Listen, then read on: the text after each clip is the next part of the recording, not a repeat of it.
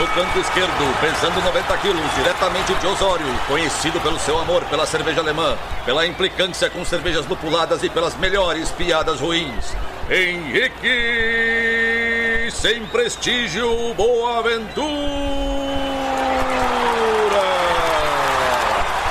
No canto direito, pesando 73 quilos, diretamente de Iraí, o príncipe do azedume, confeiteiro das pastry stouts, senhor das cajuminâncias, Estevão Careca Quitó. Vocês estão prontos? Começa agora o Braçagem Forte.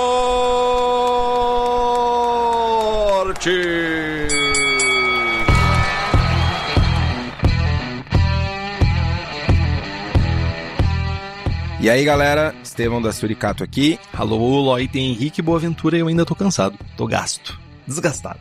Estávamos comentando, Estevão e eu, que esse final de semana, meu sábado, eu dormi em 4 etapas. Eu acordei, tomei café, dormi de novo. Aí levantei, almocei, dormi de novo. Aí no meio da tarde dei mais uma cochilada. E ainda 9h30 da noite eu fui dormir. Eu ainda tô cansado, não consigo descansar. Isso é saudade de mim. Não. Ou excesso. O cansaço pode ser excesso. Mas me diga, Estevão, você também estava cansado? Você também estava desgastado? Ou o que você fez nesses últimos dias? A gente tem bastante história pra contar, né? A gente emendou coisa, então deve ter umas coisas pra contar, né? Cara, tô cansado. Devendo coisas pra todo mundo, inclusive pra ti. Mensagens pra mim, inclusive, mas tudo bem. Mensagens pra ti. Mas tudo bem, tô empolgado. Lançamentinho, Ceva nova. Até preciso fazer preciso fazer uma menção honrosa aqui. Que essa ceva é uma goze com botânicos. E estávamos nós lá em Florianópolis em novembro de 2022, no Nacional das Acervas. E caiu na nossa mesa uma goze com botânicos. E eu achei muito massa a ceva. Fiz avaliação e tal. E depois eu descobri que a ceva é do Bossada. Fábio Bossada, nosso apoiador aqui. E aí, enfim, trocamos mensagens depois sobre a avaliação, sobre a percepção da ceva. E eu curti muito a ideia. Comentei com o Bossada que eu queria fazer uma ceva similar. E aí fiz um lotezinho experimental pro aniversário da Suri em agosto. Ah, eu tomei ela. Exatamente. E, ficou muito boa, a galera curtiu demais. E agora a gente fez um lote de verdade. E aí, estamos lançando essa semana em lata, inclusive, a Botanic Ales. E eu queria, enfim, agradecer, deixar a menção, a homenagem aqui, porque é uma ceva inspirada numa ceva do Bossada. Então, baita. Ah, no mínimo, manda uma lata pra ele, né, mano? No mínimo, né? Não vou mandar uma lata. Não vai mandar 2. Vou mandar uma caixa, né, meu? Ah, tá, aí sim. Agora, você pegou a meta e dobrou a meta. Não, baita. A ceva ficou massa. A ceva tá bem legal mesmo. Eu lembro de ter falado pra ti que eu curti ela. Achei uma cerveja elegante, uma cerveja refrescante, acima de tudo. Pois é, meu. Botanicals. E uma ceva, uma sour sem fruta, né? Que, enfim, tem tão poucas por aí. Milagre. O que vai nela? Vai anis, erva doce, cravo, coentro, cardamomo e zimbro. E sal. Carambas. Zimbro é uma parada que pega. Se for forte, pega. Cara, bancadas 1000. Esse lote, obviamente, ficou diferente que o lote que a gente fez pro aniversário. Porque, enfim, não tem... É uma ceva que vai ficar diferente sempre, né? Extrações, concentrações de aromáticos diferentes, fornecedor diferente, origem do insumo diferente. Não tem muito o que fazer. Mas é legal que o perfil geral ficou muito parecido. É o rolê do artesanal, né? O rolê do artesanal é isso. Né? Espere desvios. Não só isso, mas prove lotes diferentes. Precisamos vender cerveja. Mais motivo pra comprar mais. E tu, meu? Além de dormir? Cara, a impressão que eu tenho é que as últimas 3 semanas, elas foram um contínuo, sabe? Não parei um minuto nas últimas 3 semanas. Cara, eu fui viajar. Aí, fui pra Minas Gerais, fui pra Ouro Preto, fui pra Tiradentes, fui pra São Tomé das Maconha, fui pra... Com respeito pra todo mundo de São Tomé das Letras, mas vocês sabem que tem muita dessa erva diferenciada lá. Diferenciada, velho. É. Mano, eu fiquei com medo de tomar as coisas lá, tudo que eu queria com coisa fechadinho, assim. Eu fiquei com um receio de que tivesse alguma adição extra, assim. É um rolê muito diferente lá. Daí eu fui pra Paraty, aí a gente fez acontecer um concurso gigantesco, que tirou sério, sangue. Daí, antes de fazer o concurso, eu fui no show do Roger Waters. Então, tipo, eu tô me sentindo... Eu tô achando que eu sou jovem numa carcaça de velho. É isso. Tô cansado. Eu fiz cerveja ainda. Fiz cerveja. Bitter. Ordinary bitter. Estevão, fica na tua. E ainda fiz cerveja. Eu tô cansado. Mas não cansado o suficiente pra não estar aqui na presença de todo mundo. Porque fazia tempo que a gente não gravava. Da última vez a gente fez a divulgação dos resultados junto com o pessoal do Zorro de Lúpulo. E agora a gente tá aqui pra botar o que interessa, que é conteúdo pra fora de casa. É isso. E quem tá na nossa presença aqui, que eu tive que dar uma chamada, porque tinha pouca gente, admito, tinha pouca gente. E daí quando eu dei a chamada no pessoal, o pessoal veio com tudo pra dentro da gravação ao vivo. São os nossos apoiadores e apoiadoras, que tem vários benefícios, além de sorteios, de equipamentos, merchans, pagaram uma mixaria para participar do concurso Braçagem Forte. Também tem acesso ao Julgando Forte, que é a nossa iniciativa de treinamento e aperfeiçoamento de avaliação de cervejas, e acompanhar a gravação ao vivo. Que eu acho que a melhor parte disso aqui só pode ser a gravação ao vivo. Só que não. O universo invertido, né? A realidade invertida é que é divertido. Tá aqui acompanhando, mas que a galera gosta, a galera comparece. E se você quiser estar aqui junto conosco, poder fazer perguntas ao vivo, fazer piadas durante a gravação, faça como Alan George, Carlos Alberto Poitevin, Felipe Augusto Kintzer, Felipe Lécio, Fred Brainer Silva, Gabriel Henrique Franciscon, Gabriel Mendes Souza Martins, Luiz Henrique de Camargo, Ricardo Peixoto Gonçalves, Rubens Fernando, Thales de Souza Faria, Thiago Fernandes Dias, Wellington de Oliveira Ferreira, e além de um séquito de outras pessoas mais, e nos apoie pelo Apoia-se. O link é o apoia.se/braçagem-forte. O link está lá no post. Antes da gente começar, deixa eu só dar um salve aqui, porque na semana seguinte ao concurso Braçagem Fortístico, teve o concurso da Sarva Gaúcha. E aí tivemos apoiadores medalhando no concurso. Parabéns aos premiados. Eu vi que o Marcão tá aqui na live. Parabéns, gurizada. Eu só tenho uma chamada importantíssima, né? O Marcão, cada vez que chega na firma lá, não, porque eu vou te trazer uma ceva, porque não sei o quê. Tô vendo vocês ganhando várias medalhas aí, passeando por aí de mão abanando, né? Então, lembrem de mim. E parabéns, foi um concurso bem grande, um concurso estadual bem grande, acho que foi 100 amostras que rolaram. Teve um comparecimento também do pessoal que foi lá julgar. Parabéns pra todo mundo que foi julgar, que compareceu, que fez valer o seu PIN. E parabéns pra Sarva Gaúcha aí por ter feito mais um concurso acontecer. Acredito que foi o Alessandro e o Gabriel que organizaram, então. Alessandro e Gabriel, abraço pra vocês.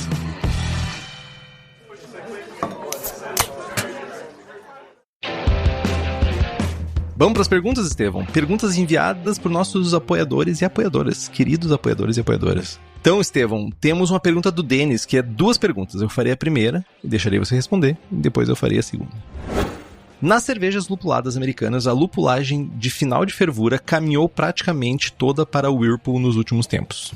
Por que para uma German Pils ou uma Bohemian Pilsner continuamos fazendo as lupulagens de 20 a 10 e 5 minutos? Não seria mais interessante migrar para o Whirlpool também, deixando o amargor para os 60 minutos? Quais seriam as diferenças sensoriais da utilização dos 2 métodos? Denis, sinta-se abraçado, velho. Parabéns. Parabéns pelo tino. Recentemente, inclusive, eu comentei aqui que estamos fazendo uma... esqueci de fazer esse jabá, né? Dia 25 de novembro tem IPA Day na Suri, na Cubo, evento da Suri.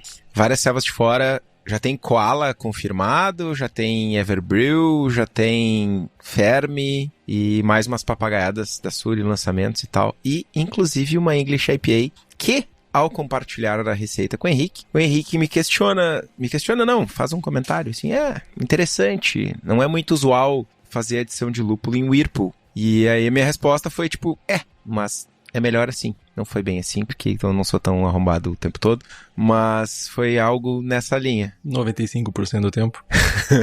Eu faço adições de Whirlpool na German e na Czech da Cubo, porque é melhor, basicamente. Tu tem uma extração maior. Pode fazer uma adição a 10, a 20, a 5, tu vai ter uma volatilização mais fácil de alguns óleos, tipo, sei lá, mirceno. Esse mirceno vai embora mais fácil, sabe? Tu não vai depender de uma fermentação mais vigorosa e tal, ou até mesmo de um tempo mais estendido a uma temperatura mais alta no hop stand. Tu vai ter um aproveitamento maior de outros aromáticos também.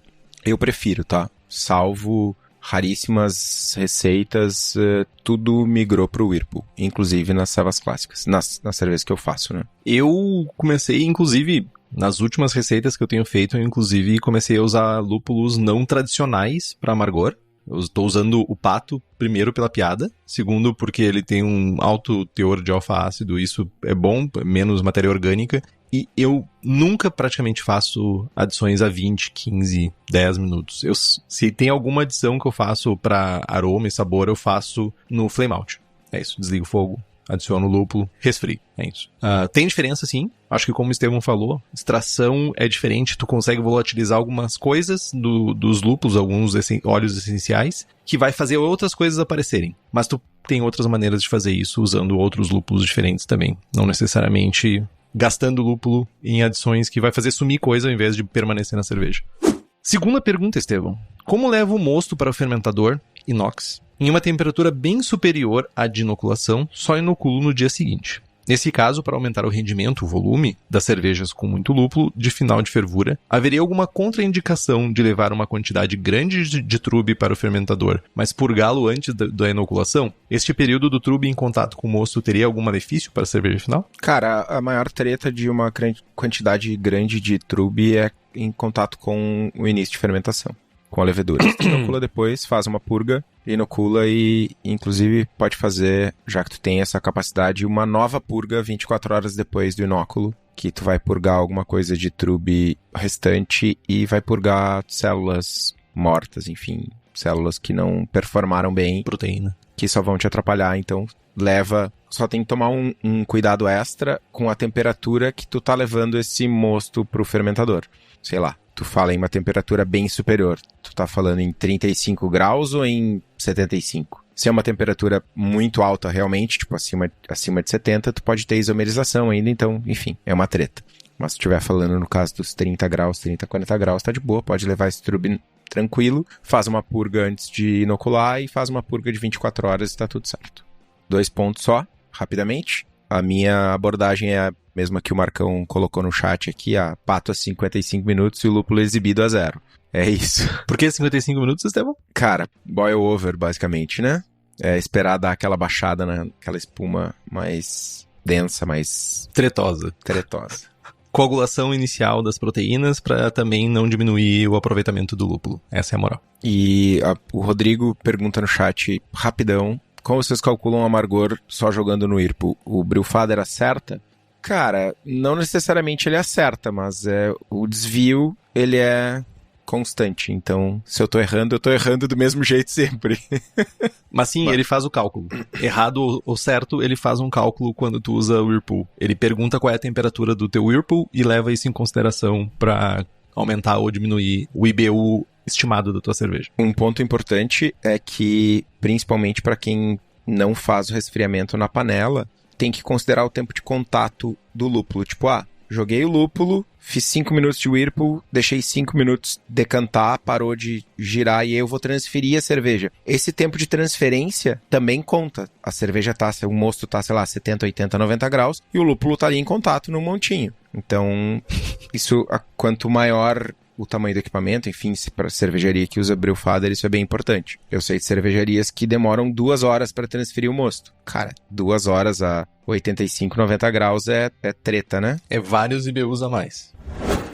Bom, vamos para a próxima pergunta, a pergunta do Fred. Como saber quem é o administrador de provas do BJCP aqui no Brasil? No site não consegui achar. Estava querendo saber quando vai ter prova de degustação tasting. E aí depois tem outra pergunta, mas vamos lá, primeiro essa. Tá. Aqui no Brasil, um jovem muito charmoso, muito meu amigo, chamado Tomás Pupo, é o diretor de provas, entre aspas. Ele é uma das pessoas responsáveis, ele não é o diretor de provas, porque essa pessoa é uma entidade só, norte-americana, que eu não lembro o nome da pessoa agora. Não lembro se é o Don Blake, que tá responsável por isso, mas é o Tomás. Tem uma coisa que é importante, que não é o Tomás que administra as provas, não é ele que estipula quando que vai ter, aonde que vai ter. As provas de tasting são provas que são solicitadas por algum juiz ou juíza, jurado, jurada, que quer aplicar a prova no seu estado, na sua cidade. E essa solicitação, ela passa por uma aprovação ou não. Geralmente tem uma quantidade X de provas que podem ser executadas em cada país, dependendo da quantidade de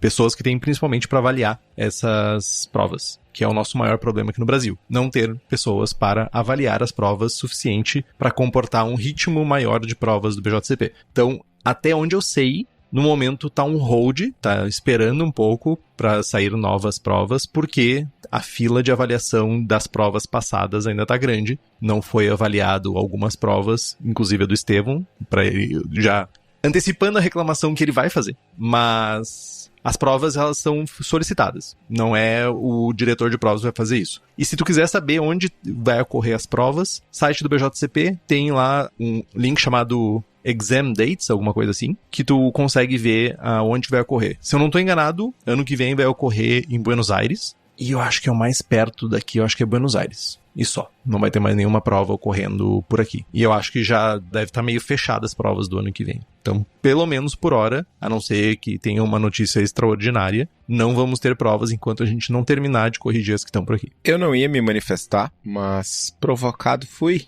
Não, eu não disse pra te manifestar. Que fique bem nítido. Não, tu me provocou. Tu sabia? Não, eu disse que... Foi lá e cutucou. Vai, Estevão, vai. 568 dias hoje é o tempo que a gente tá esperando.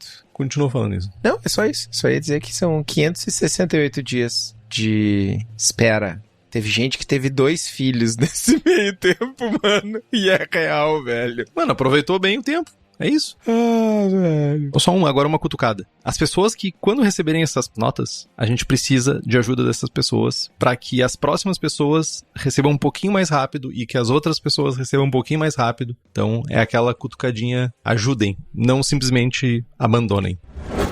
Vamos para a próxima pergunta do Fred. Cara, quantas vezes a gente já respondeu essa pergunta em perguntas e respostas? Ah, mas é sempre divertido, mano. Panela de alumínio passa algum gosto pra cerveja? Eu vou responder primeiro. Responda seriamente. Seriamente. Talvez a pessoa...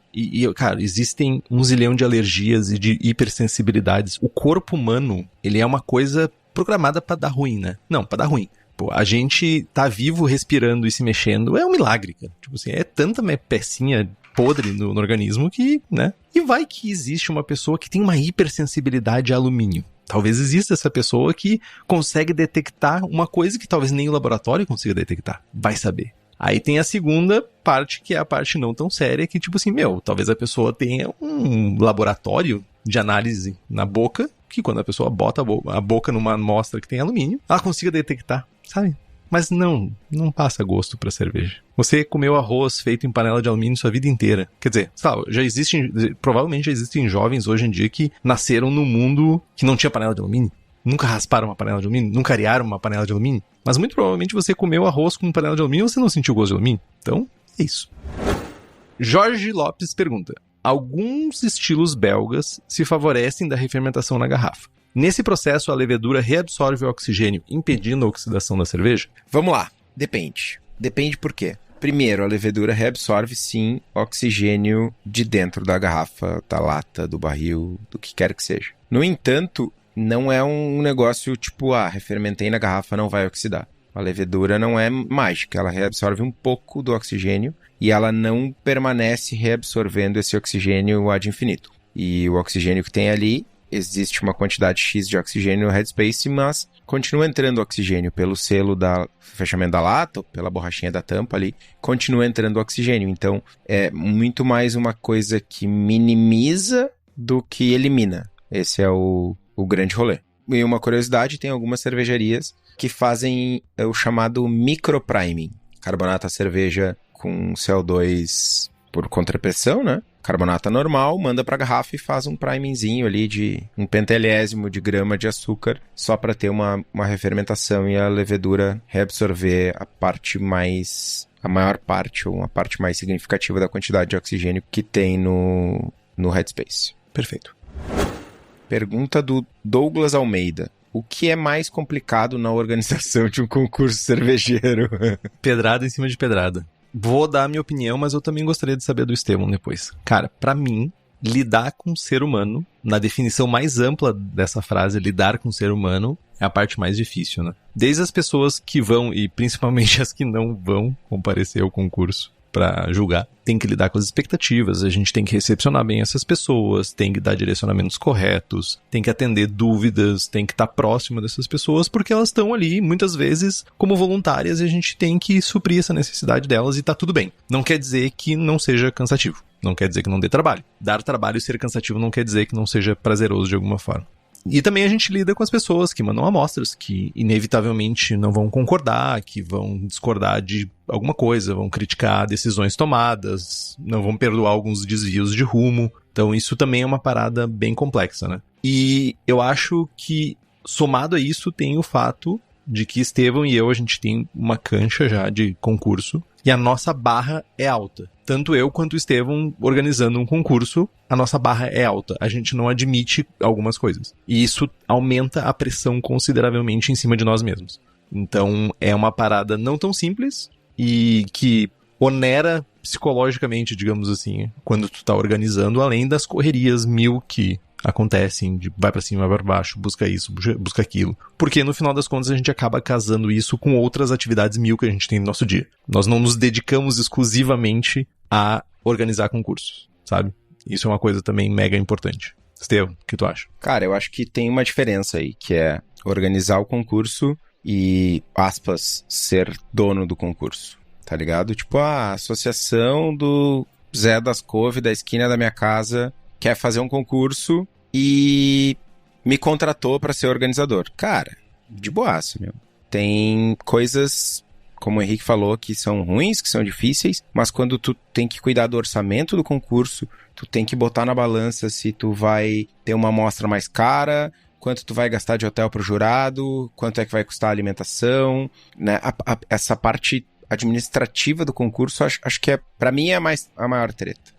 Pra mim é a parte mais difícil. Cansativo. Mas o que não é complicado, e a gente fala aqui sempre, é comprar lúpulo da Hops Company. Porque a Hops Company vai lá, seleciona o lúpulo, traz o lote e diz, meu, escolhe esse, aquele ou aquele outro. Mano, amanhã eu tenho reunião com o Thiago. Amanhã eu começo a botar a mão nos lúpulos da safra 2023. E pra quem não conhece, a Hops é especializada em trazer lúpulos das melhores fazendas, dos melhores moinhos, dos melhores distribuidores dos Estados Unidos, da Europa, da Nova Zelândia, do mundo todo, aqui pro Brasil, para cervejarias. Então, se vocês têm interesse nos lúpulos da Hops, é só entrar no site hopscompany.com. Já vem o SAS dessa vez?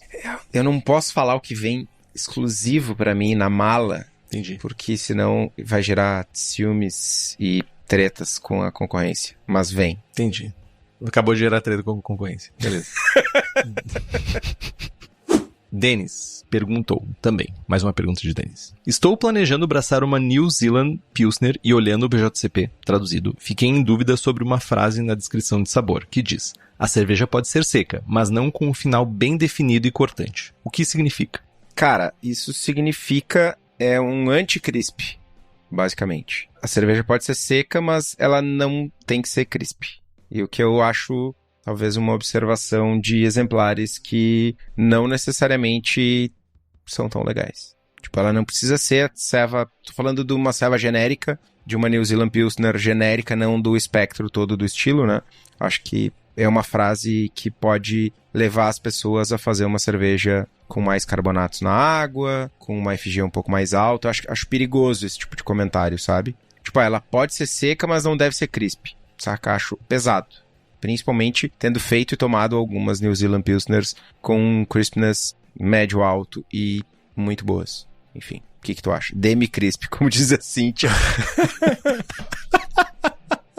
Excelente definição. Estava eu hoje conversando com uma pessoa que é minha confidente de problemas do BJCP, chamada Fernando Lazari, que o BJCP ele carece de uma figura de um editor, uma editora, uma pessoa que seja responsável pela coesão de textos, de descritivos e de informações. Eu acho que tem muita coisa repetitiva no BJCP, muita informação repetitiva, que parece que é mais pra dar corpo pro texto do que propriamente pra ajudar alguém a fazer um estilo ou julgar um estilo. Isso aqui pra mim, por exemplo, é uma coisa que tá torta, assim. Não é só... O problema não é tradução. Se tu for lá ver no guia de estilos, tá mais ou menos assim. Eu fui ver. Não vai melhorar isso. A gente tem... Eu acho que entra daí... Inclusive é uma coisa, Estevão, que, não sei... Vou jogar aqui um baitzinho.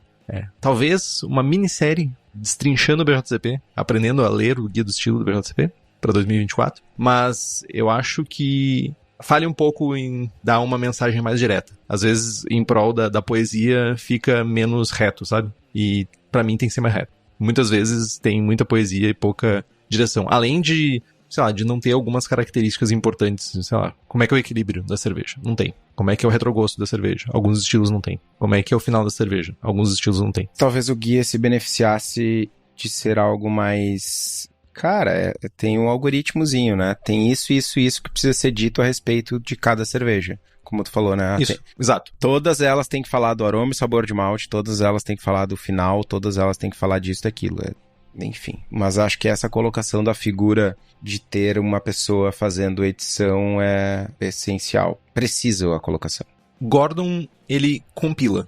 Pessoas são responsáveis por categorias específicas. Sei lá, o Ron Pattinson é responsável por alguns estilos históricos, sobre as bitters. Outra pessoa é responsável pelas cervejas alemãs, sabe? Tem isso. Então, se tu for ver, as cervejas alemãs, elas têm um texto mais ou menos padrão. Porque provavelmente é a mesma pessoa que escreve. Não quer dizer que esteja coeso com o resto das informações do guia, sabe? Então, enfim.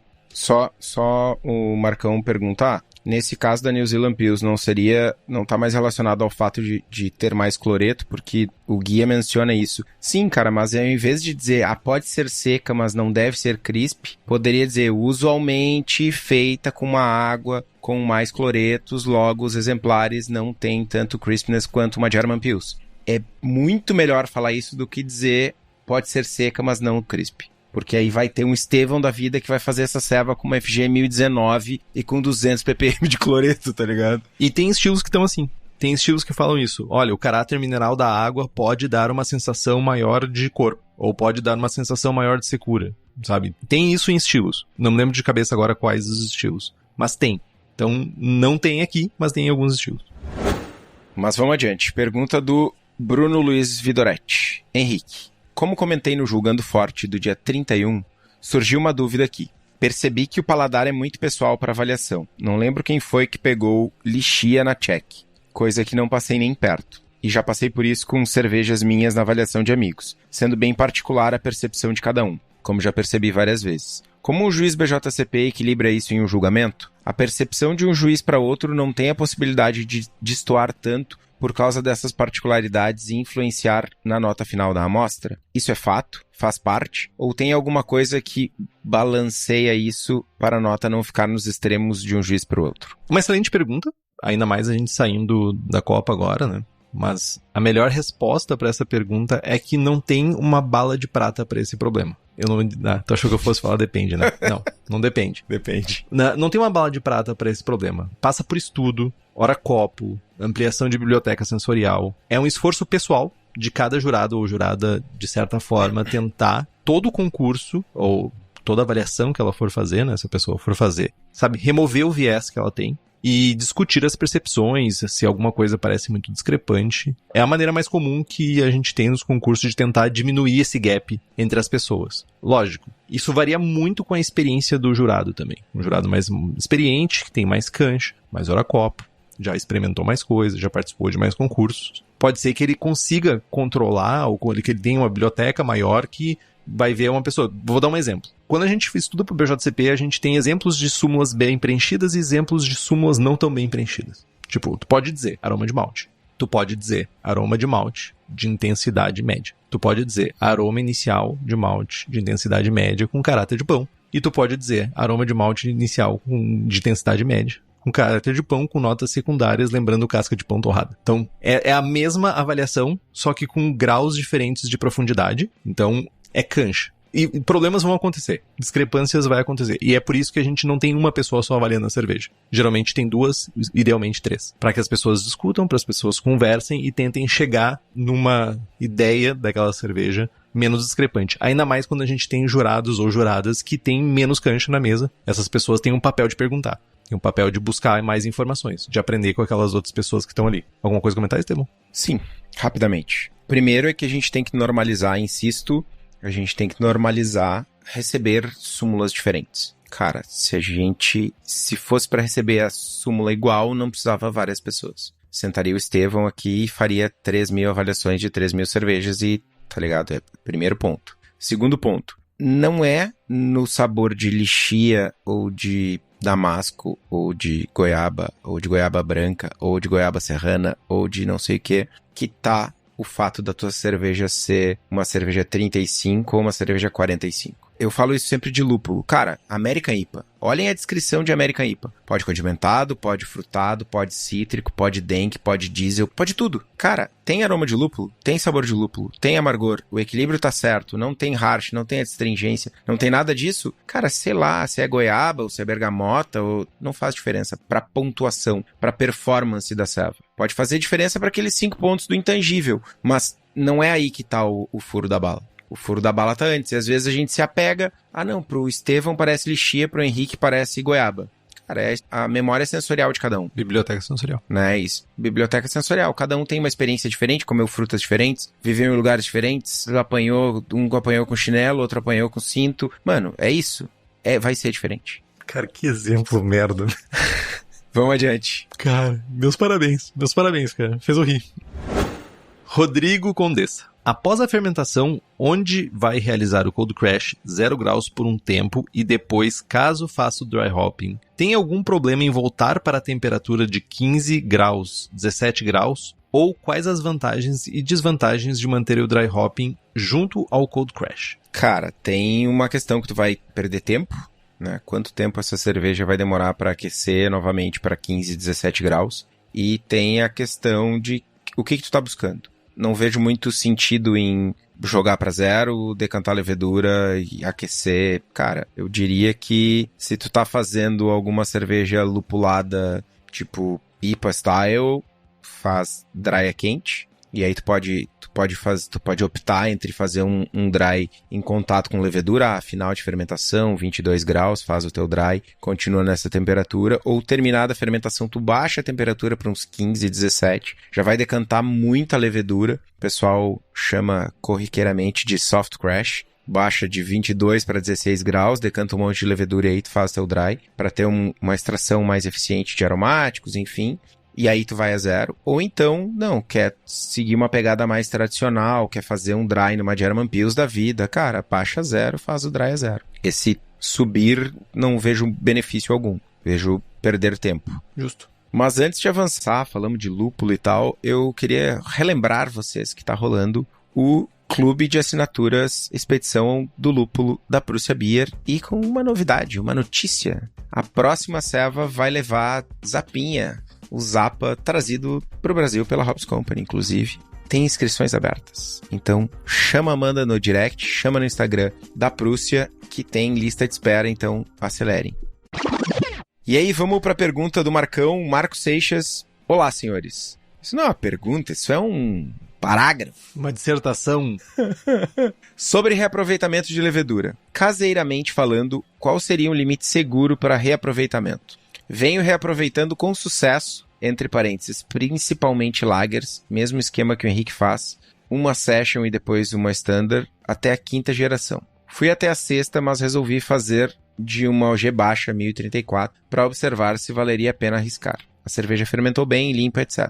Mas demorou mais para atenuar. De forma geral, foi tudo mais lento. Descartei a lama, até porque essa se pagou muito bem. Enfim, o que vocês têm a dizer sobre? Abraço. Tá, vamos lá. A literatura que a gente tem acesso, ela varia bastante quanto ao assunto de reaproveitamento. Principalmente pelo fato de que cada cepa tem comportamentos diferentes, sabe? Cada cepa se comporta num formato quando tu reaproveita. Os 2 maiores problemas que a gente vai ter com reaproveitamento de leveduras vai ser contaminação e mutação. Contaminação, cara, é uma parada que é inevitável, porque tu não consegue gerar um mosto que é inerte, não tem absolutamente nada. Tu vai ter bactérias que estão, ou outros micro-organismos que estão presentes no ar. Eles vão acabar na tua cerveja. E dependendo de quão cuidadoso tu é no teu processo, quando tu for fazer o reaproveitamento, tu também pode, de certa forma, estar levando e propagando esses micro-organismos que estão presentes na tua cerveja. Na primeira vez que tu usou a levedura ganhou. Mas os micro-organismos estão ali. Na segunda vez, pode ser que tu tenha uma batalha um pouco maior. Na terceira pode ser um pouco maior, até que os micro-organismos acabam sobrepondo as características da levedura e tu acaba com um perfil indesejado na tua cerveja. Mutação é um outro problema, as células, né, da levedura, elas podem e certamente vão sofrer mutação com o tempo, né? Principalmente, essa mutação, ela não necessariamente vai ser horrível. Não vai ser uma mutação no sentido de, vai começar a gerar fenólico. Mas pode ser que tenha resultados indesejados. Vai perder aquele perfil que tu tá buscando, ela vai atenuar menos. Tem várias coisas que podem acontecer com a mutação das células. Principalmente cepas Lagers e cepas de Weizsäns, essas são as que mais sofrem com mutação, mais perdem características, mais perdem propriedades de fermentação quando tu reaproveita elas. Se eu não estou enganado, o Jamil, no Yeast, ele fala que leveduras ale, em geral, tu pode reaproveitar elas aí com um período de tempo de 1 mês até 2 meses. Leveduras Lager e Weizen, no máximo 2 semanas. A partir daí tu já começa a ter mutações que podem gerar problemas na tua fermentação. Outra coisa também é que é a maneira que tu tá fazendo o reaproveitamento da tua levedura. Dependendo de como tu faz a remoção da levedura para reaproveitar em outra fermentação, tu pode estar fazendo uma seleção natural. Tu pode estar pegando, por exemplo, células que ficam mais em cima, que demoram mais tempo para flocular. Ou tu pode estar pegando células mais de baixo, que floculam mais rápido. E dependendo disso, tu pode ter uma cerveja que tá mais atenuada ou menos atenuada por causa dessa seleção natural que tu tá fazendo no processo de separar fermento para te fermentar uma próxima cerveja. E também, uma coisa importante é que cada célula tem uma vida útil. Cada célula consegue se multiplicar uma quantidade de vezes limitadas. As células, elas se dividem, né? Na verdade, elas fazem por brotamento. Criam um brotinho, cai e vira uma... Cai é ótimo, né? Como se fosse uma árvore que cai um brotinho de levedura. Mas as células, elas fazem brotamento, que se desgrudam da célula-mãe. E isso gera como se fosse uma cicatriz, e essa cicatriz, ela não brota mais nada dali. Então a célula vai brotando, até que ela não tem mais de onde brotar, e aquelas células não é mais a primeira geração. Então tu começa a propagar mutações. É uma célula imbrotável. Mas o que acontece é que quando a gente começa a ter essas células que já não tem mais as gerações iniciais, a gente tá incentivando mutações. Porque inevitavelmente vão ocorrer células que não vão ser mais semelhantes à célula original e tu vai incentivar essas mutações. Agora, respondendo diretamente, eu já levei levedura Kveik até 12 gerações. Eu já fiz 12 fermentações reaproveitando a lama. Pegando a lama do fermentador e usando outra. Pegando a lama do fermentador e usando outra. E eu não recomendo. Eu tive problemas de atenuação, comecei a ter problemas principalmente de caráter da levedura, começou a ter resultados não esperados. E eu quero saber o que a minha levedura vai gerar. Então, eu não recomendo mais do que 4 ou 5 gerações. Acho que essa é a recomendação numa faixa de segurança. E tu, Estevam? Eu tenho só um comentário que é o seguinte. Um sachê de levedura aí tá custando R$30. Vamos fazer 20 litros de uma lager. Nós vamos gastar R$60. Se tu fizer um lote, são 3 pila por litro. Se tu fizer 3 lotes, é 1 pila por litro. Se tu fizer 5 lotes, são 60 centavos por litro. A diferença entre fazer 5 ou 6 são 10 centavos por litro. Mano, são 2 pila, tá ligado? Tu vai correr o risco de contaminar o teu 6º lote por 2 pila.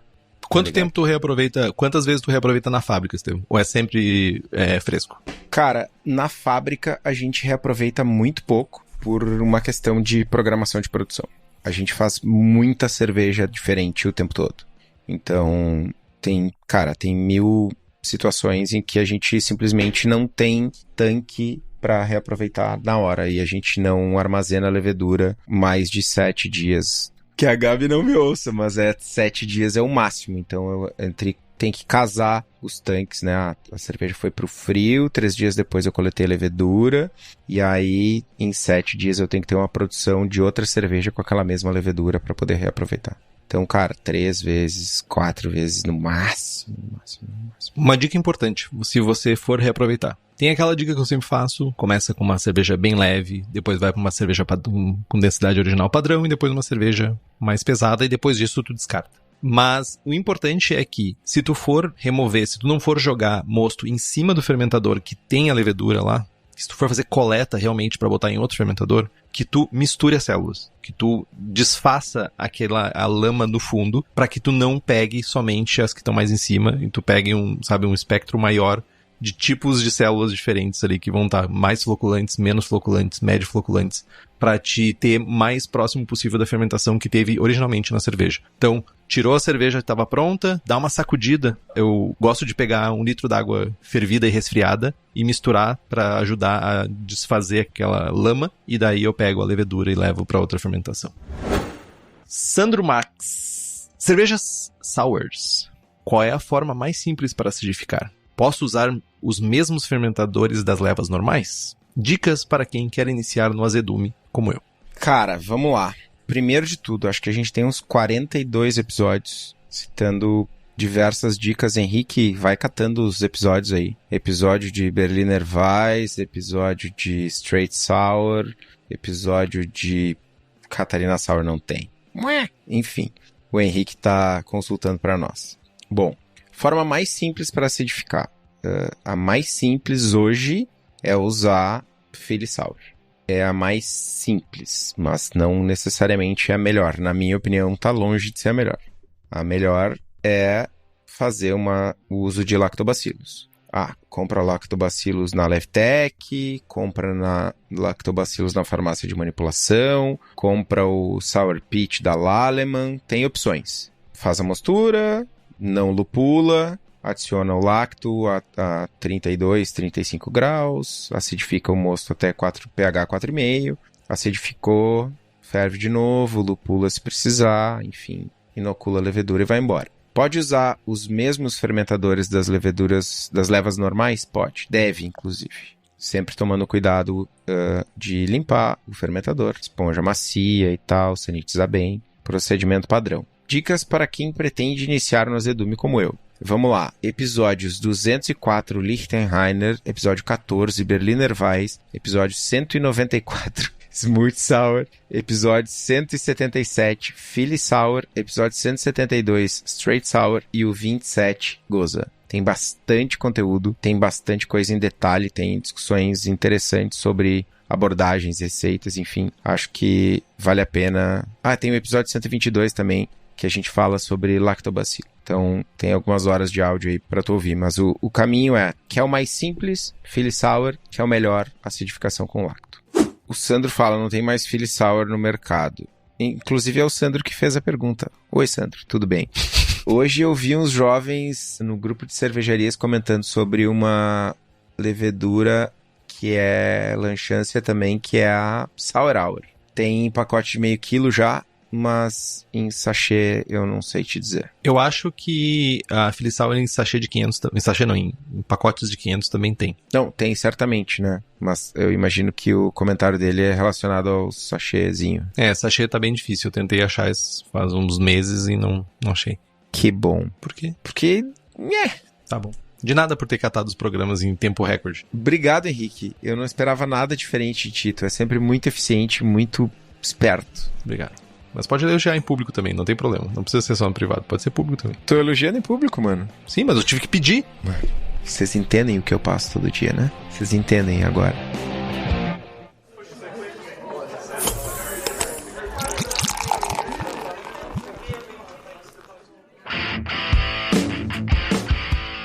Vamos lá, pergunta do Breno Gianotti. Com a mãozinha e tudo, ó.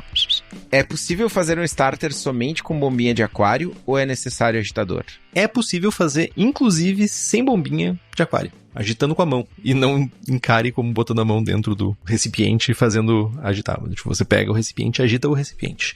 A grande questão é que do agitador, ou da bombinha, né, de aquário, bombeando ar filtrado, espero, para dentro do Erlenmeyer ou de outro recipiente que tu use para fazer a propagação das tuas leveduras, é que a gente quer manter a levedura em suspensão e incentivar a multiplicação celular. É isso que acontece. Mas tu consegue fazer isso agitando com a mão. Inclusive eu já fiz testes quanto a isso. Teve algum momento da minha vida que eu propagava 2, 3 leveduras ao mesmo tempo para testar em casa, fazendo plaqueamento, fazendo slants. Então eu gostava de ficar fazendo teste. Na época o DME era mais barato, dava pra gastar bastante. Hoje em dia o DME tá preço de cerveja premium. Depois que o Faustus comprou o DME demais, inflacionou o mercado. Exatamente, o Faustus quebrou o mercado de DME. Tá horrivelmente caro. Mas enfim, a gente precisa e é o que a gente faz. Eu tinha um agitador magnético que tá com o Estevão, inclusive, agora. E outra levedura que eu tava propagando, eu fazia toda vez que eu passava do lado do Erlen, eu ia lá e sacudia e colocava tudo em suspensão e fazia com que gerasse a maior quantidade de espuma, né, que é tirar de solução o CO2 que a levedura tá produzindo. E toda vez que eu passava ali eu fazia isso. Na hora de dormir eu fazia isso? Lógico que não. Posso ter acordado algumas vezes durante a noite e ter feito isso? Posso. Mas a grande questão é que tu vai ter menos multiplicação celular, mas não vai ser tão menos assim que vai inviabilizar fazer a agitação com a mão. Tem algumas calculadoras, inclusive, se eu não estou enganado, a do Jamil. A do Brauchkaiser. E a do Brauchkaiser. Do Brauchkaiser fala sobre agitação com a mão, né? No caso de tu agitar de 2 em 2 horas, se eu não estou enganado. É o que ele usa de métrica. Versus com um agitador magnético. E a diferença é de 25%. Aí tu pode compensar isso, se não tem agitador magnético. É 25 ou é menos o teu? Eu não me lembro agora. Eu não lembro, mas na minha cabeça era mais. Era mais? Eu tenho ideia de que é uns 25%, mas enfim, tem diferença. Mas tu pode compensar isso quando tu estiver fazendo o teu starter. Eu não consigo ter um agitador magnético, não tenho grana pra comprar. É isso. Tu não vai deixar de fazer um starter porque tu não tem. Vai fundo, faz assim. Eu prefiro agitar na mão do que botar a bombinha de aquário dentro do LMI. Escolha. Mas, Estevão, tem uma coisa também que a gente se esquece às vezes, que é você nem sempre precisa fazer um starter. Você pode comprar já um pitch correto para fazer a tua cerveja. E o lugar para fazer isso, para sua cervejaria principalmente, que quer lá, ao invés de ficar lidando com 1000 problemas de laboratório, contratando gente especializada, mas contrate. Se você tem grana, contrate. Isso é importante. Mas se você ainda não está em desenvolvimento da sua cervejaria, você pode comprar um pitch gigantesco. Você pode comprar o pitch correto para fazer a sua lager, sua ale. Pode comprar pitch Brett, bactérias. E o lugar certo para fazer isso, para comprar essas maravilhas, é na Levtech. Tem tudo para tua cervejaria, desde consultoria até leveduras. Além disso, também tem leveduras para outras bebidas, como hidromel, cidra, whisky e cachaça. Então entra lá no site levtech.com.br e faz as tuas compras. Jackson de Matos. Para baixar o pH, geralmente podemos usar ácido lático ou fosfórico. Existem vantagens um sobre o outro? Sensorialmente tem impacto na cerveja final? Existem vantagens e tem impacto sensorial. A grande questão é quanto que tu tá usando e qual o tamanho do teu lote. O ácido fosfórico ele é um ácido mais forte, então tu vai usar menos. Usando menos, principalmente em lotes pequenos, tu começa a perder capacidade de medir a quantidade que tu vai usar. Por exemplo, nos lotes que a gente faz na cervejaria, enfim, isso também é função da quantidade de carbonatos que tem na nossa água, mas na cervejaria, lotes que a gente faz, lotes de 350 litros, a gente usa, para correção de água de lavagem, de 6 a 10 ml de ácido lático, para um lote de 350 litros. Fazendo uma continha de padeiro aqui, para um lote de 35 litros, é 0,6 ml, 1 ml. Cara, se eu for usar fosfórico, vai ser, sei lá, menos, saca? É difícil de medir, é difícil de ter precisão nessa medição. Então, um ácido mais fraco, que tu usa uma quantidade maior, é mais fácil de medir. Tu acaba sendo mais preciso. E no outro extremo, tu vai fazer uma straight sour, que tu vai baixar o pH do teu mosto a 4,5. E o teu mosto tem muito carbonato. E aí tu vai botar um caminhão de ácido fosfórico. E ele tem um sabor um pouquinho diferente. Pode ter um impacto sensorial, né, dependendo do que tu vai fazer ou do que tu não vai fazer com a cerveja, se tu vai usar fruta ou não, né? Então, eu prefiro usar o ácido lático por praticidade, por tudo isso que eu falei agora, basicamente. Basicamente, escute os últimos minutos. Basicamente, continuei falando quando eu deveria ter parado. Exato. O cérebro não acompanhou a boca. Não. Pergunta do Leandro Almeida. Como posso fazer uma análise da minha água cervejeira em casa? Pergunto porque o laudo da companhia de abastecimento não veio com os valores de sais, por exemplo. Para que não fique na dependência da companhia, qual o melhor caminho? Cara, houve um tempo remoto onde as empresas elas eram obrigadas a fornecer um laudo completo da água. Geralmente não. Antigamente era público no site, tu conseguia baixar, era atualizado. Pelo menos aqui no sul, boa parte das prestadoras de água, fornecedoras de água, melhor dizendo, elas disponibilizavam isso, ou tu tava a um e-mail de conseguir o laudo, às vezes um pouco defasado, de alguns meses, mas ainda assim tu conseguia um laudo bem completo da água que chegava na tua casa. Tipo, Porto Alegre tem várias distribuidoras de água. Tem vários lugares de captação e tudo isso, então varia também a quantidade de sais minerais dissolvidos naquela água. Mas hoje em dia isso desapareceu praticamente, assim. Tá sendo bem difícil tu conseguir informações relevantes com as prestadoras desse serviço. Já cansei de mandar e-mail, tipo, abrir protocolo, bater na porta da empresa para tentar conseguir uma análise sensorial. E não consigo. Infelizmente, aparentemente não existe mais essa lei que garante a disponibilidade desse laudo.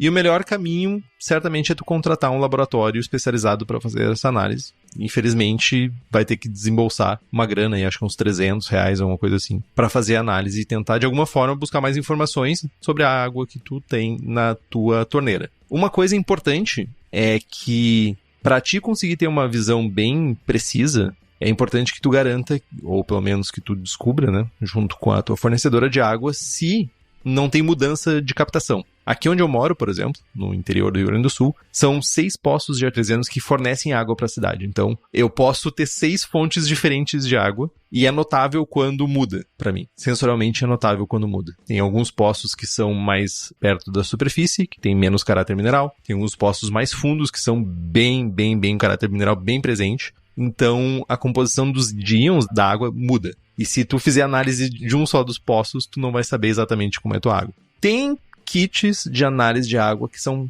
um pouco mais caros. Eu não me lembro de ter visto no Brasil para vender, mas eu sei que a Lemont, acho que é o nome da empresa, que tem um kit de análise de água, que basicamente faz a análise em tempo real, por assim dizer. Tu que faz a tua própria análise. Mas a gente tá falando um kit que custa entre R$1.500 e R$2.000, mais ou menos. Então, o caminho mais curto é ou tu usar água mineral comprada, que é sempre da mesma fonte, tu sabe mais ou menos qual é o caráter daquela água, porque tá descrito no rótulo, ou tu vai ter que fazer uma análise numa empresa. Complementos teu? Nenhum. Show de bola. Henrique Gonçalves. Como fazer a carbonatação forçada? Equipamentos, técnicas, dicas. Vale a pena para caseiro que faz de 10 a 20 litros? Cara, vale muito a pena. Cara. Essa eu acho que é top 3 dicas pro cervejeiro caseiro. Faça a carbonatação forçada. Nossa, olhando pra trás, assim, da minha trajetória cervejeirística, tu tá louco. Top 3, top Valá, top 5. Compre na cerveja da casa, leveduras da Levtech, lúpulos da Hops Company e faça a carbonatação forçada. Não, sério, meu. Vale muito a pena. Seja feliz.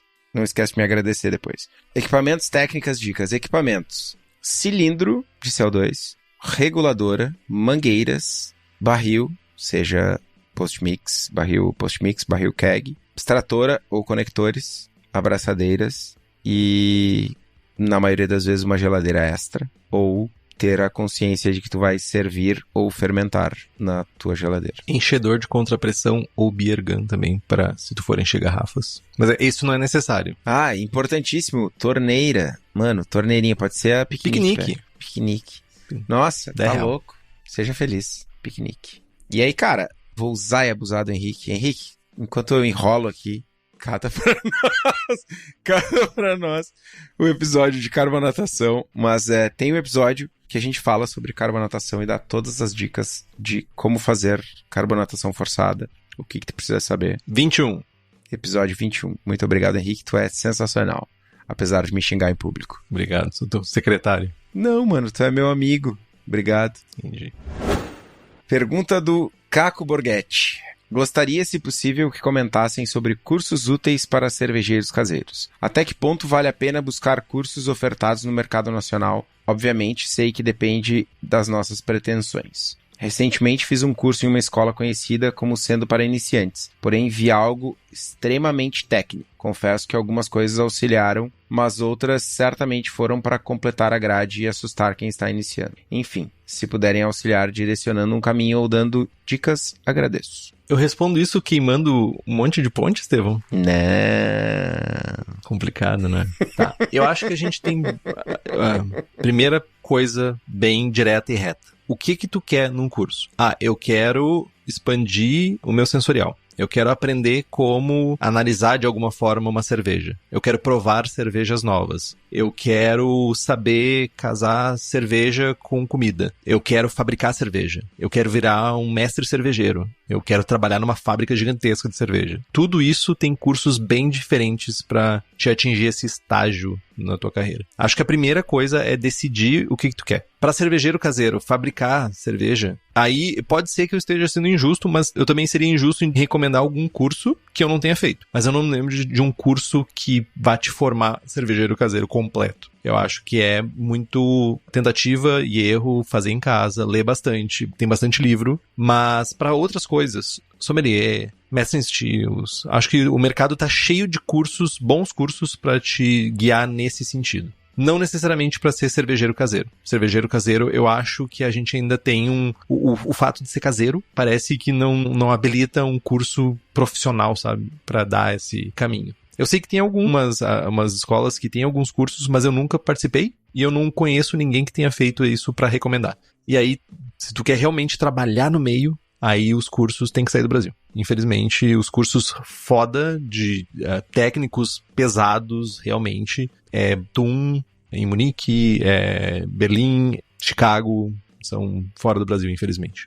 Cara, eu acho que achei forte o teu comentário de que se tu quer trabalhar no meio, precisa fazer um curso fora. Não, eu não disse que se tu quer trabalhar no meio, eu disse que se tu quer se formar mestre cervejeiro. Tipo, tu não tá prestando atenção no que eu tô falando.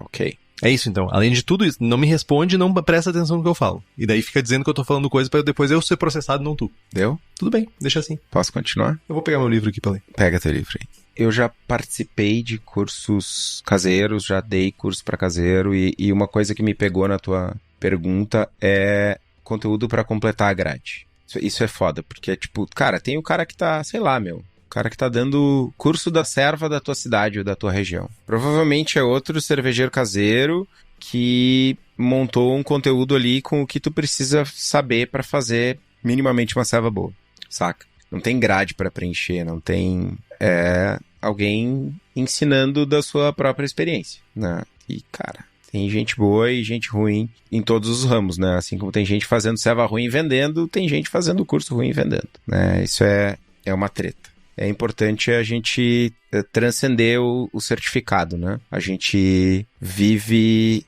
em diversos momentos no Brasil meio refém de certificado, de crachá. O Henrique é o crachá boy, anda com o pinzinho do BJCP pra cima e pra baixo no peito. Se tu tivesse o de National, tu andava também. Também não, mano. Vai na cervejaria lá e vê onde é que estão os certificados das medalhas e o troféu de melhor cervejaria. Tá guardado no armário, mano. Tá, se tu acredita nisso, mano, é o que importa. Se tu acredita, pode continuar falando. Eu acredito, mano. É real. A gente não precisa do certificado. A gente precisa do conhecimento. Esse é o rolê. Então, enfim, né? Tu precisa aprender a fazer serva, não necessariamente fazer um curso que tenha uma grade XYZ.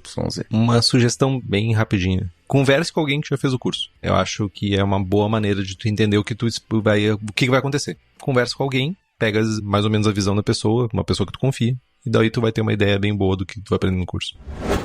Fabiano Coelho, encher a garrafa até o gargumilho. Essa orientação vale para contrapressão e priming também? Gargumilho é um ótimo descritor. Gargumilho. Cara, depende. A grande sacada de encher a garrafa até o gargumilho, até lá em cima, até não caber mais nada, é para diminuir o headspace. Porque a gente não consegue tirar todo o oxigênio do headspace. Então, quanto menos headspace, menos oxigênio dentro da garrafa. Essa é a lógica. Só que quando tu faz priming, a fermentação dentro da garrafa vai gerar gás. E esse gás, ele precisa ir para algum lugar.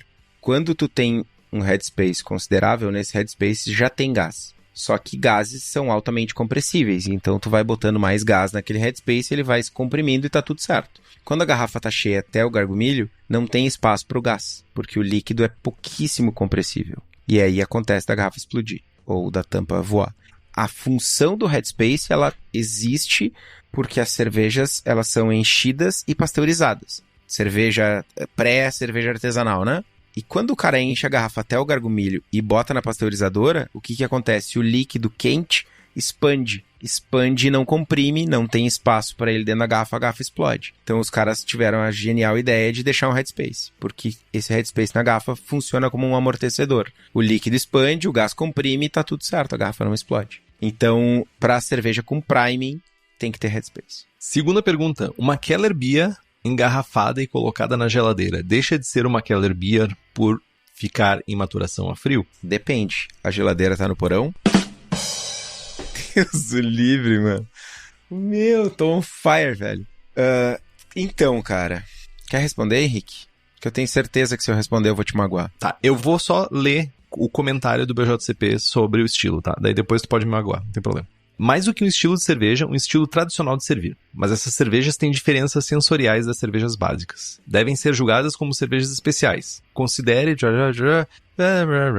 O nome significa literalmente cerveja de adega e é de manuseio natural de uma lager beer alemã de sabor fresco para serviço sazonal no local. Como as British Beers, é melhor apreciado localmente, pois os exemplares engarrafados podem não ter o frescor característico do estilo. É mais sobre frescor. Agora tu pode falar, pode me xingar. Keller Beer tinha que ter Cask Ale no BJCP, tá ligado? É a Cask... Cara, Estevão matou tudo. Keller Beer é a Cask Ale alemã. É isso. Na verdade, eu tava sendo irônico. Tava querendo dizer que não tinha que ter a Keller Beer tal qual não tem a Cask, mas tudo bem. Essa é a parte do me magoar, no caso. Tem que ter check líquido, tá ligado? É muito mais sobre servir do que sobre o que tá no copo, tá ligado? É isso. Mas sim, e aí falando de sensorial mesmo, ela é mais fresca. E ela pode passar por maturação a frio, sem problema nenhum, mas aí de novo, né? Um dia de maturação a frio ou 12 anos de maturação a frio. Tem impacto, ela tem que ser fresca, ela tem que ter essa característica de frescor. E ela, inclusive, tradicionalmente, ela é maturada a frio, né? Ela é maturada a frio, só que ela não é filtrada ou não tem nenhum processo de filtração extra pra cerveja, né? Elas não são feitas para serem envasadas, essa que é a moral. Apesar de que tu encontra cervejas no supermercado com o rótulo Keller Beer. Inclusive, a Kaiserdom tem uma lata que chega no Brasil, Kaiserdom de Bamberg, ou pelo menos na fronteira de Bamberg, tem uma Keller Beer, que é qualquer coisa menos fresca. É horrível aquela cerveja. É horrível. 7 meses de container fresca. Sim, e mais uns 7 meses de gôndola de supermercado, né? Tipo, super Keller. É literalmente envelhecida. Mais uma pergunta pra ti, então, Estevão. Cíntia Okawa. Recomenda-se o uso de metabisulfito em todas as braçagens ou para estilos maltados, basicamente? Seria melhor o de potássio ou de sódio? Haveria algum risco em caso de erro na dosagem? Várias perguntas. Vamos lá. Recomenda-se? Eu nunca recomendei isso e continuo não recomendando. Esse recomenda-se... O que aconteceu na última semana que começaram a querer botar metabisulfito nas cervejas? Quem recomenda? A partir de agora, mano, tem um lobby das empresas que fabricam metabisulfito? Mano, para tudo. O próximo Perguntas e Respostas vai ser edição Sócrates. Só respondemos com pergunta, velho.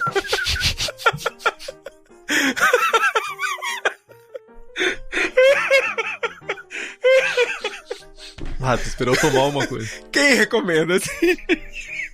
A quem interessa recomendar metabisulfito na cerveja?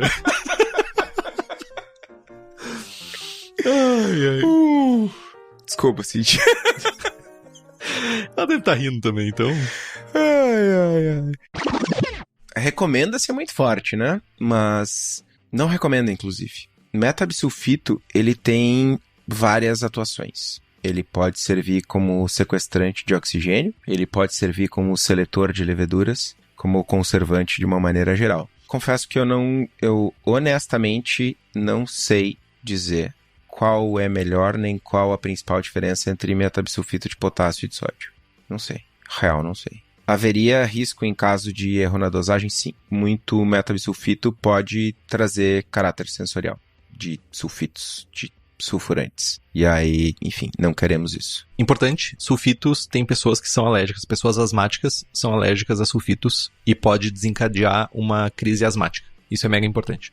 Então, quem recomenda? Então, eu não recomendo. Essa é a verdade. Mas... você deve estar se perguntando, mas é pra quê? É pra oxidação, não sei o quê. Talvez o teu problema de oxidação da cerveja seja equipamento. Teu equipamento não está adequado para fazer a tua cerveja. E o lugar que tu vai encontrar os melhores equipamentos que vai evitar totalmente a oxidação da tua cerveja é na cerveja da casa. Tem os melhores equipamentos e vai ter tudo para fazer a cerveja com a melhor qualidade possível. Então acessa o site cervejadacasa.com e fica por dentro de tudo que tá rolando lá na casa do Daniel.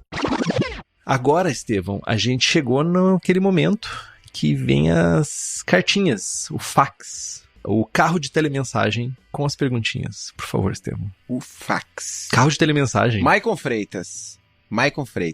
Quero modificar o perfil mineral da água da rede, mas é desconhecido o perfil dela. Tem algum método? Tem, não faça. Se tu não sabe o que tu tá mudando, tu não muda, basicamente. Tipo, tu tem que saber o que tu tá mudando, porque do contrário tu não vai saber onde tu tá chegando. Infelizmente, não tem muito o que fazer. Primeira coisa, voltando lá na primeira pergunta, descobre qual é o perfil da tua água, tenta encontrar um laudo. Se não tiver um laudo, junta 5, 6, 10 pessoas que fazem cerveja na tua região, rachem um laudo da água da região de vocês, pra te saber. E aí sim, tu vai fazer alterações baseadas na tua base, o que tu tem de íons na tua água. Sem isso, não faz. Quem não sabe o que tá mudando... Como é que... Tu tem uma frase pra isso, Estevam? Aqui. Quem não mede, não muda. Isso aí. É uma frase de linha de produção, eu acho. Isso. Mas eu tenho uma outra ideia para um próximo Perguntas e Respostas. Só respostas idiotas. E a minha resposta idiota... faz 11 programas que a gente tá fazendo isso. A minha resposta idiota para a pergunta do Maicon é... Cara, joga qualquer sal. Tu vai modificar o perfil, tu só não vai saber de onde para onde. Eu confesso que eu cheguei a pensar em sugerir, tipo, vai no tentativa e erro, mas não. Não faz isso. Não faz. Não faz. Real, não. Entenda o seu perfil da água, senão tu não tá sabendo o que tu tá mudando. É isso. Ainda do Maicon. Maltes especiais brasileiros valem a pena usar para fazer cervejas inglesas, alemãs e outras? Cara, dá pra usar sim. Certamente dá pra usar. Ainda mais que a gente não tem acesso a uma gama gigantesca de maltes importados pra gente usar pra fazer cerveja. Se a gente ficar restrito somente a maltes importados, ou a gente vai morrer em grana, ou a gente vai morrer em não ter o malte. Lógico.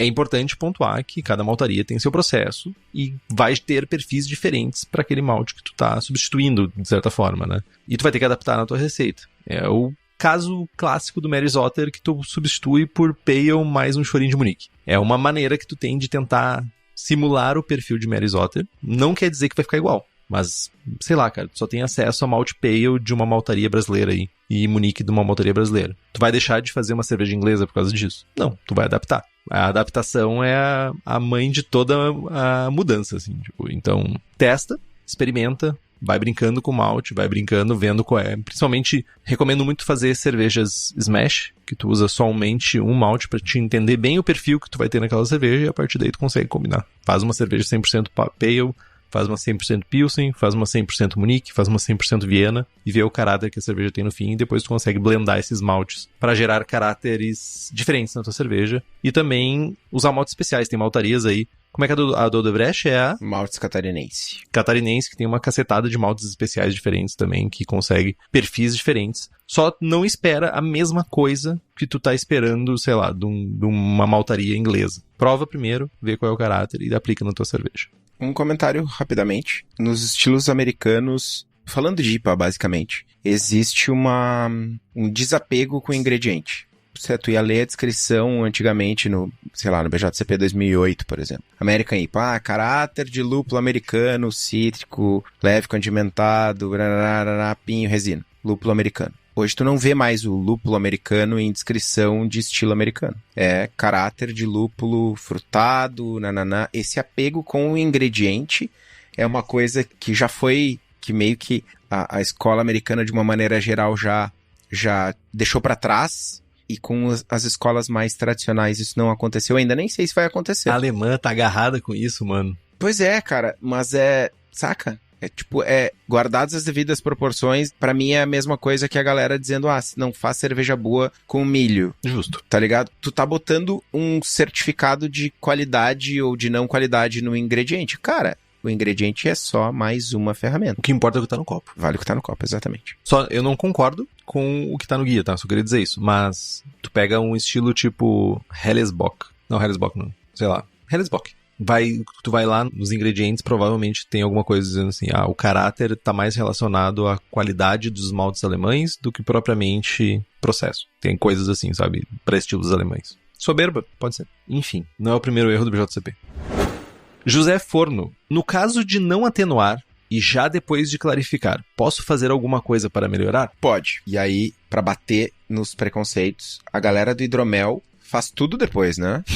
Corrige acidez, corrige dulçor, corrige tanino, perdemos todos os ouvintes que faziam hidromel. Não, é um elogio, mano. O Gordon tem essa abordagem, mano, no livro dele. Ele tem muito essa abordagem de resolver cerveja depois. Cara, a galera tem um medo, um preconceito, um sei lá o quê. Tipo, eu já vi gente falando, tipo, essa galera de hidromel que mexe nas coisas. Mano, tu prefere tomar 20 litros de ceva bosta ou tu prefere corrigir a cerveja e tomar uma ceva melhor? Cara, eu não entendo esse apego, tá ligado? Que algumas pessoas têm, e de forma alguma é uma crítica, tá? A ti, José. Mas a galera tem esse apego. Então, depois que terminou de atenuar a cerveja, ela não chegou na FG, tá doce, enfim, tu pode corrigir a acidez, tu pode corrigir amargor.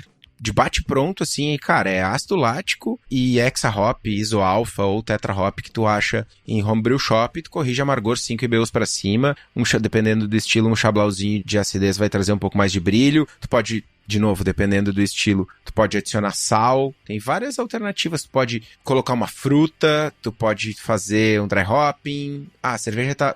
Blendar. Pode blendar, tem várias alternativas, cara, várias alternativas. E aí depende muito da ceva que tu fez, né, do estilo base, enfim. Eu ia fazer uma piada muito desgraçada, mas eu vou me conter, porque eu sou uma pessoa melhor hoje. Não, agora tu faz, porque tu começou a rir enquanto eu falava e me desconcentrou. É que, tipo assim, o pessoal fica falando da galera do hidromel. Galera? É tanta gente assim.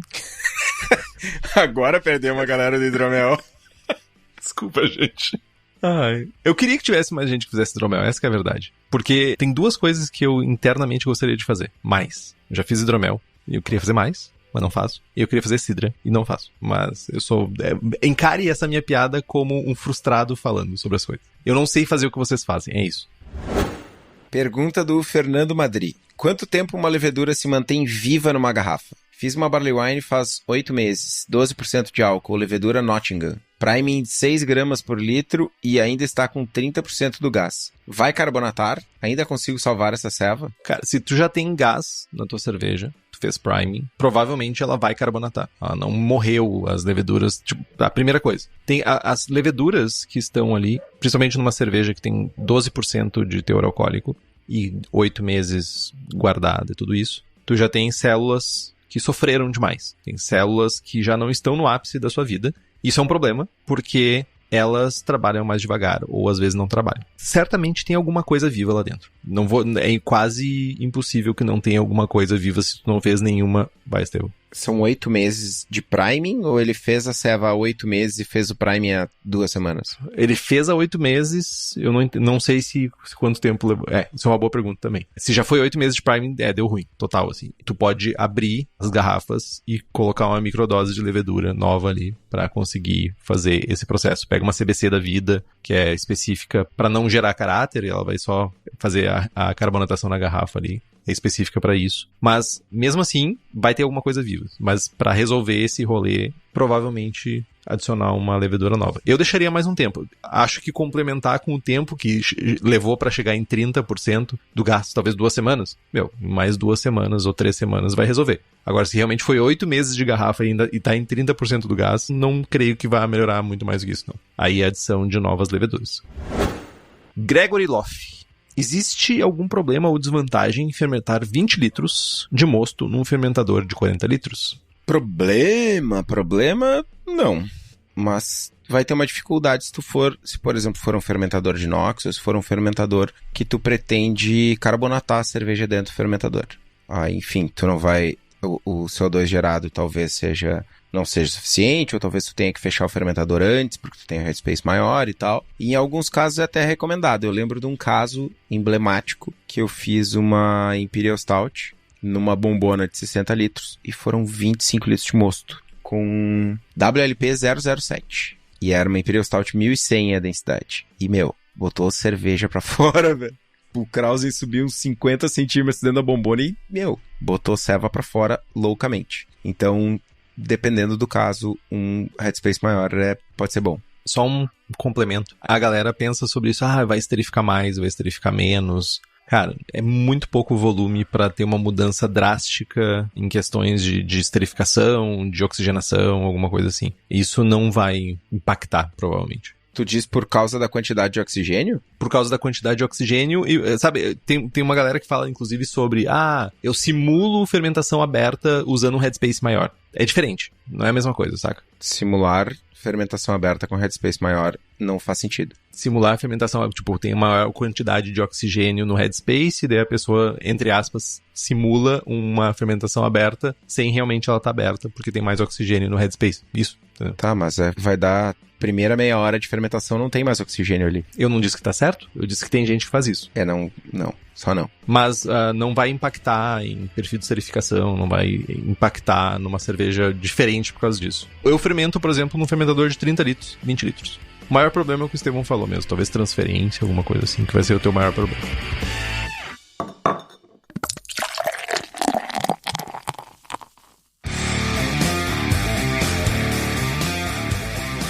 Pimentel, oxidação, um dos maiores inimigos cervejeiros. Como isso é tratado na fermentação aberta? Tá, importante. Oxidação, ela ocorre em várias partes do processo, né? Tem oxidação a frio, tem oxidação a quente, tudo isso. Mas ela é mais comum de ser relacionada com a cerveja finalizada. Isso é o mais importante pontuar. Quando a gente está fazendo uma cerveja e ela está sendo fermentada ainda, existe uma fermentação ativa, a levedura ela vai ser responsável por consumir oxigênio dissolvido no mosto e usar isso para, seus processos metabólicos, multiplicação, acima de tudo multiplicação, mas também para alimentação. E uma vez que a fermentação termina, a cerveja, ela vai ser passada para outro recipiente, geralmente, né? Vai ser para outro lugar e não tem mais contato com oxigênio, por isso que não é um problema. Tipo, geralmente, pensa assim, uma fermentação aberta. Fermentação aberta, tu vai lá, tu bota num... Vamos pensar, tipo, a Bigfoot lá da Sierra Nevada. Eles têm uns tanques gigantescos, eles passam o mosto pra lá, inoculam a levedura e, tipo, vai ter oxigênio na sala onde está ocorrendo a fermentação. E aquele oxigênio vai ser consumido pela levedura. E tem alguns estudos bem interessantes sobre isso que falam sobre, perfil de esterificação melhor, saúde melhor da levedura, porque tem mais oxigênio disponível, a levedura vai consumindo. Inclusive as pessoas precisam entrar com cuidado nessa sala, porque vai gerar CO2 pra caramba. Mas não é um problema de oxidação. Oxidação não é um problema, porque geralmente quando termina a fermentação, e também é importante pontuar, né, que o CO2 ele vai sendo gerado, vai empurrando o oxigênio para cima. Lógico que não vai ficar ausente de oxigênio, mas terminou a fermentação, ele é transferido para outro recipiente, onde a oxidação já não é um problema, porque é um recipiente que geralmente purgado com CO2 e tudo isso. Então, a fermentação ocorre com a presença de oxigênio, mas depois que a fermentação termina, tu já não tem mais contato com o oxigênio e não vai oxidar a cerveja. Weizenbier estão aí para provar isso. Se eu não estou enganado, a Pilsner Urquell faz fermentação aberta, fazia pelo menos fermentação aberta, enfim. O Ellerson Killian. Kitó já se rendeu às lagers. Quando se renderá o uso das Kveiks? Cara... Já se rendeu, né? Já usou? Diversas vezes. Velho. Diversas? Diversas vezes. Tu tem uma cerveja com Kveik? Atualmente, não. Mas a Vinland foi a nossa primeira selva com Kveik lá em 2019. Tu tem um moletão da Vinland. Exato, que é o rótulo da Vinland. E a Magrela da Distrito é com Kveik, já fizemos outras selvas com Kveik. A primeira Helles Rausch da Kubo, não sei se eu podia falar isso. Azar. A primeira Helles Rausch da Kubo foi feita com Kveik e foi pro concurso e ganhou medalha na mesa que o Gordon Strong tava fazendo mini boss. Chupa mundo. E com essa eu me despeço. Até vou largar o microfone aqui, ó. Isso, nunca mais bota no lugar o microfone. Qual cepa que era? Na Magrela é a Hornidal. Tá. Na Vinland é a Voss. E na Helles Rausch era, porque foi um lote só, a Lutra. Boa. Então, já se rendeu. Se rendeu às lagers, se rendeu às Kveiks. Então, qual é o próximo passo? Chiclete já foi? Parar de fazer cerveja. Esse é o próximo passo. Ah, velho. Bim Cabral. Qual a média de notas em concursos caseiros? E os medalhistas são acima de quanto? Boa pergunta. Média de concurso. Eu não tenho um retrospecto para poder pontuar aqui. Geralmente a média é baixa, porque tem cervejas que não atingem uma pontuação alta e isso acaba puxando a média para baixo. Tipo, as cervejas geralmente ficam na faixa dos 25, 28 pontos. Uma grande maioria das cervejas ficam nessa faixa. Aí algumas 30, 30 e poucos e pouquíssimas acima de 40. A gente pode falar qual foi a média da Copa, Estevão? Claro. A média da Copa foi 28 pontos de média para 300 e poucas amostras. É uma excelente média. É acima do meio, tipo, acima, vai de 0 a 50 ou de 13 a 50, então nós estamos acima da média no concurso. E as medalhistas são acima de quanto? Aí eu vou usar, Estevão, depende. Tem concursos que estipulam que a medalha é dada Eu não me lembro de nenhum concurso caseiro que medalha é por nota. A medalha, geralmente, ela é dada numa rodada de mini-boss e depois numa rodada de boss. Pra quem não sabe o que é isso, Best of Boss é Best of Show. Então, as cervejas primeiro passam por uma avaliação, que é feita por jurados, que é feita uma ficha e é dada uma nota. Baseado nessa nota, dado pelos jurados e juradas nas avaliações, as melhores cervejas daquela categoria, daquele agrupamento de estilos, vai para uma rodada chamada Mini Boss. Essa rodada, ela pega e os jurados não têm acesso às notas da cerveja, nem às súmulas, e avaliam as cervejas uma contra as outras para decidir quais são as 3 melhores cervejas da mesa. Alguns concursos não obrigam a medalha no Mini Boss. Outros concursos, eles obrigam a medalha no mini-boss. Nós escolhemos por fazer todo mundo medalhar no mini-boss. Tinha que escolher as 3 melhores das cervejas que estavam na mesa. E a melhor cerveja de cada um dos mini-boss, de cada uma dos agrupamentos, vão para a rodada de boss, que é a rodada final. Daí é escolhida a primeira, segunda, terceira melhor cerveja do concurso. Então, não tem como te dizer as medalhistas são acima de quanto. Pode ser que uma cerveja 33 seja medalhista de ouro e pode ser que uma cerveja 45 não seja medalhista de ouro. Por quê? Porque tem discrepâncias. O mini-boss e o boss é uma maneira que os concursos têm de resolver discrepâncias na rodada anterior. Estevão. Acho que uma maneira bem fácil de colocar em perspectiva o lance das notas, que é sempre um assunto que retorna, né? A minha cerveja foi 45 e não ganhou medalha, a cerveja do Zezinho ganhou 33 e ganhou medalha. Imaginem o seguinte, imaginem o Henrique 2 semanas sem eu ter mandado nenhuma mensagem pra ele. É raro, mas acontece bastante. Se com 2 dias ele já tá insuportável, mano, imagina 2 semanas. Cara, ele ia tá assim, ó, o ápice do mau humor. Ele deu a nota 33 pra Seva. Aí o Estevão, todo benevolente, todo querido, todo legal, sorridente, vai lá e, tipo, faceirinho, deu 45. Aí tu bota as Sevas lado a lado, lá depois do mini-boss, com outras pessoas, outros jurados, que vão tomar a cerveja, tomam um golinho do copo, tomam um golinho do outro. Opa, não, essa aqui tá melhor que essa. E aquele 33 do Henrique, na verdade, ele era, sei lá, o Henrique de mau humor. E eu tô fanfarroneando aqui, né? E o 45 do Estevão era o 45 do Estevão de bom humor. E eu não tô falando que o bom ou o mau humor de cada um deve impactar na avaliação da cerveja. Mas as experiências de cada um, as conversas em cada mesa, as cervejas que passaram naquele set, tudo isso influencia a nota que as pessoas vão dar. O momento que a cerveja foi avaliada, né? Já aconteceu. Julguei 28 IPAs no dia inteiro. A primeira IPA que eu dei uma nota 29. Chegou no final do dia, puta merda, mas se pá não eram 29, hein? Se pá eram 32. A gente trabalha para que isso não aconteça, mas inevitavelmente tem diversos fatores puxando para um lado ou para o outro que vão fazer que a nota tenha um desvio. Quando tu bota no mini-boss, a Seva tá lado a lado. Toma uma, toma outra. Opa, essa aqui tá melhor. E aí não interessa a nota.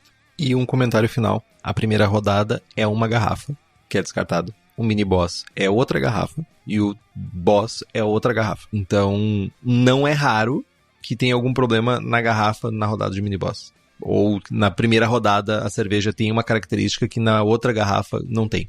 Acontece e, tipo, entra nessas variáveis que o Estevão citou aqui. Tem do lado do jurado da jurada, mas também tem do lado do processo, porque são 4 garrafas diferentes. Ainda mais quando se usa Prime e tudo isso, pode ter discrepâncias que entre garrafas acabam dando esses... nota ruim ganha medalha, nota boa não ganha medalha, sabe? Tipo...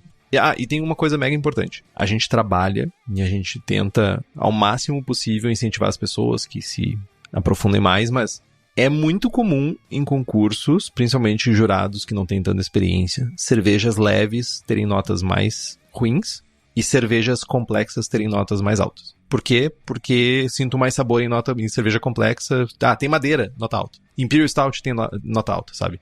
Não é raro que uma Weizenbier ganhe medalha de ouro com 33. Eu ganhei uma medalha de ouro com uma Cream Ale 32. Então, né? Pergunta bônus aí, é saideira, gurizada. Sobre concurso ainda, o Marcão pergunta, mas boss e mini-boss com 15 ou 20 cevas completamente diferentes, não dificulta essa avaliação? Dificulta, certamente dificulta. Mas ao mesmo tempo que dificulta é tipo, mano, e aí falo por mim, o Henrique eu imagino que não tem a mesma opinião que eu, mas cara, eu quero fazer um boss com 30 amostras, velho. Aliás, na Copa Austral, na Argentina, tinha 29. Cara, é difícil, mano, mas eu tô ali o concurso inteiro esperando, porque eu quero fazer o boss, porque é a parte mais legal, mano. É difícil, só que fácil e bom ou difícil e ruim, enfim, não é a mesma coisa, saca? É difícil, mas tem 20 cevas massa na tua frente. E aí, como no boss da Copa, cara, a gente discutiu um monte, e aí tinha vários argumentos diferentes, e pessoas com experiências diferentes, e não, mas essa cerveja aqui tá boa por isso, não, mas essa aqui tá melhor por aquilo outro, não, mas, cara, e estavam todas fantásticas. O boss da Copa Braçagem Forte foi 45 minutos quase de discussões sobre as melhores cervejas. E a gente demorou pra chegar, tipo, nas 6 melhores. Já foi, tipo, uns 25, 30 minutos pra chegar nas 6 melhores e uns 15 minutos pra decidir as, sabe, conseguir chegar. Eu não concordo 100% contigo, Estevão. Pra mim, definitivamente, as discussões que a gente tem numa mesa de boss, elas são muito mais francas e é muito melhor a discussão. Elas são muito mais diretas, assim, porque a gente tá falando muitas vezes de qualidades na minúcia, que a gente tá falando de qual é a melhor e qual não é a melhor. Mas, tipo, eu me lembro do concurso lá do CBC, que tinha... O boss foi com 60 amostras, 59 amostras, uma coisa assim. Cara, é surreal, mano. É tipo, precisa de uma mesa pra cada jurado pra avaliar isso. Várias mesas pra cada jurado. É, foi bizarro, assim, a galera arrepiou geral, assim, por ter que julgar tanta cerveja, avaliar tanta cerveja. Achou difícil. Mas assim, foram 16 no nosso, não é, Estevão? 16 foi de boas. Acho que foi bem de boas. Cada jurado, cada jurada tem a sua maneira de já excluir algumas amostras, de, sabe, algumas que, essa aqui não se encaixa perfeitamente no estilo, essa aqui não sei o quê. E são várias rodadas, várias interações, assim, pra chegar nas cervejas. Mas, enfim, dificulta, certamente. Mas 15, 20, não. Mas eu acho que acima disso começa a dificultar bastante, eu acho. É isso, então? E eu acho que é isso, Estevão. Quase 2 horas de programa, chega uma hora que tu cansa, né? Vamos dar, então. Gente, nos siga no Instagram, estamos no Spotify, Apple Podcasts, Google Podcasts, Deezer, todos os agregadores. Se você quiser fazer um review, se você quiser recomendar o nosso programa, é muito importante pra nós. A gente chega pra mais pessoas, a gente aparece mais. Compartilhe os episódios com seus amigos, tem dúvidas, sugestão de pauta, crítica, quer anunciar a sua empresa ou seu produto, e-mail para contato@braçagemforte.com.br ou mande uma mensagem para nós. É isso então, Estevão? É isso. Braçagem forte? Braçagem forte.